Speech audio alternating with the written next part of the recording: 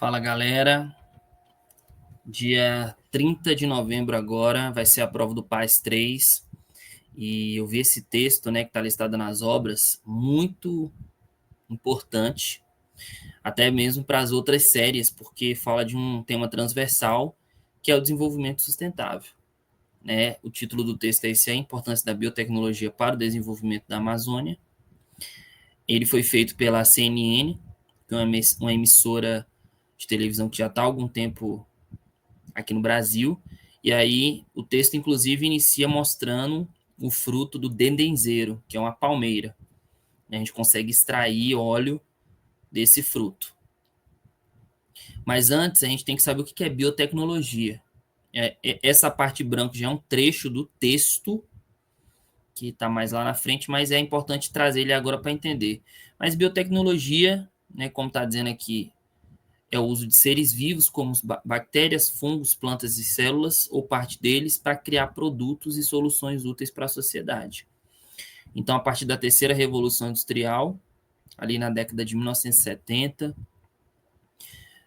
a gente consegue estudar esses seres vivos e criar produtos e soluções para usar em sociedade, ou seja, criar técnicas a partir desse estudo. Então, seres vivos, tecnologia, técnicas. Técnicas a partir do estudo de seres vivos. No primeiro trecho, ele já traz o conceito de desenvolvimento sustentável, né? Porque ele fala que o nosso país precisa avançar no processo produtivo, mas reduzir o impacto ambiental. A união dessas duas informações tem como conclusão a economia mais sustentável. Tá? Então, esse é o conceito de desenvolvimento sustentável. E ele fala que isso tem que ser feito por meio da ciência. Pessoal, se tem uma coisa que difere a gente dos outros animais, é a nossa capacidade de raciocinar, criar informações e construir conhecimento.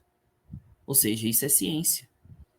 Tá bom? E ele fala como que a ciência tem feito isso. Então, ó, produção de plásticos biodegradáveis. A gente sabe que o plástico é um derivado do petróleo e ele é muito difícil a eliminação dele pelo meio ambiente. Redução de metais tóxicos. Então, muitas vezes esses metais, quando tocam a água ou o solo, tornam até eles inutilizados. Então, substituir esses metais. Produção de biocombustíveis, insumos para diferentes segmentos. Então, substituir os combustíveis fósseis, que não são renováveis, né, que é o petróleo, o gás natural e o carvão mineral. Uma vez que você usa eles, o processo demora milhões de anos para formar essas matérias-primas, e os biocombustíveis a gente são mais acessíveis e tem um impacto ambiental menor. Então, ele deixa claro como que a ciência tem criado estratégias para isso. E ele vai mais a fundo, né, sobre essas estratégias de desenvolvimento sustentável. Eu acabei de falar de substituir combustível fóssil por energia limpa, e ele fala que isso acontece quando você substitui produtos petroquímicos, ou seja, derivados do petróleo, pelo óleo da palma e do palmiste, ou seja, óleos extraídos de uma planta.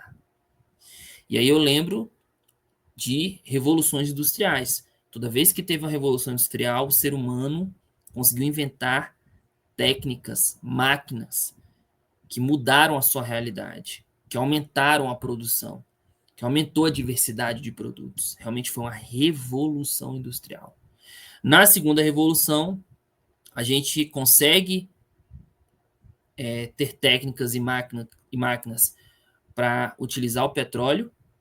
E na terceira, né, a segunda ali no século XIX ainda, a terceira já na segunda metade do século XX, você tem um início do estudo da biotecnologia. E na quarta, o aprofundamento da biotecnologia, até mesmo aliada muito à informática. Aqui algumas imagens. Então aqui você tem a palmeira do dendenzeiro. Aqui você tem uma imagem ampliada para ver o fruto, né? Ela fica ali na parte superior da planta. E aqui uma ampliação do fruto, de onde é extraído o óleo. E aqui uma última ampliação, mostrando que eu posso tanto extrair do fruto, que é essa parte mais laranja, como eu posso extrair do interior, que é a semente. Do fruto é o óleo de palma, do interior é o óleo de palmiste. Então, eu tenho 2 óleos aqui. E aí, pessoal, desse óleo eu posso fazer sabonete, remédios e por aí vai. O próprio texto deixa isso claro. Em vez de usar algo químico, algo petroquímico, eu utilizo o óleo, eu substituo.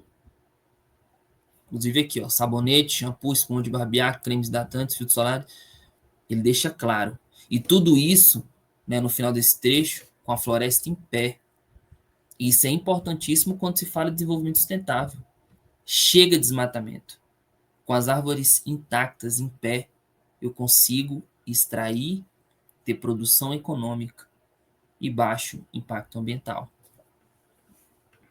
Ele resgata o papel do Brasil, né?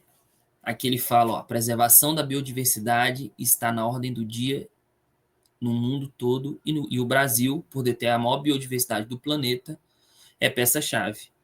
Então, nesse jogo de poder, nesse tabuleiro, que fala de vários temas, e um deles é o meio ambiente, o Brasil, que é o país que tem a maior biodiversidade do mundo, a sua opinião e o seu posicionamento é importantíssimo. E dentro do Brasil, né, seguindo aqui, ele fala da Amazônia. Então, assim, ele fala que a Amazônia é a região mais rica e pode ser considerado como o maior potencial natural. Então, é preciso investir em ciência para a gente conhecer dessas plantas, desses seres vivos, dessa biodiversidade da Amazônia, porque conhecendo é que a gente vai saber como utilizar da melhor forma. Então, ele fala que o potencial precisa ser estudado, protegido e até mesmo recuperado para ser explorado. Tem muita riqueza na Amazônia para a gente conhecer, né? E ele também usa um termo chamado de bioindústria, que é o quê? Justamente a indústria que está se beneficiando da biotecnologia, que vai lá, estuda uma planta, vê daquela planta, consegue ter um remédio, consegue ter um produto de higiene e consegue produzir. Isso é bioindústria. A indústria usando a biotecnologia. Já encerrando, eu achei isso interessantíssimo porque eu não conhecia o zoneamento agroecológico da palma e do óleo, que é uma legislação, né, são leis que fala como o cultivo, a produção da palma precisa acontecer. Ela precisa seguir regras, precisa seguir leis, que inclusive estão ajudando a descarbonizar a floresta. A gente sabe que a planta, ela, para o seu processo de sobrevivência, ela precisa capturar o gás carbônico, depois ela libera oxigênio, e que isso também é importante para nós. Mas uma vez que você está desmatando, você está reduzindo o número de plantas que fazem esse serviço. Então, quando eu faço estratégias como o zoneamento, eu mantenho as árvores e eu mantenho esse processo de captura do carbono, ou seja, descarbonização. E aí, esse zoneamento para o cultivo da palma, o texto vai deixar claro todos os eixos que ele consegue realizar. Na questão social, não pode ser mecanizada a produção. Tudo é realizado por seres humanos. Então, fazendo isso, você dá renda e emprego para as pessoas. E aí a pessoa pode levar comida para sua família, dar qualidade de vida para sua família. O mais interessante é que ele fala que não fala como que a técnica é realizada, né, como o cara faz a técnica, mas diz que o ser humano consegue ter um alto rendimento da tonelada de óleo, que inclusive é 10 vezes superior à da soja. E aí você, inclusive, está falando da questão econômica, porque alto rendimento é alta produtividade, que já é o viés econômico.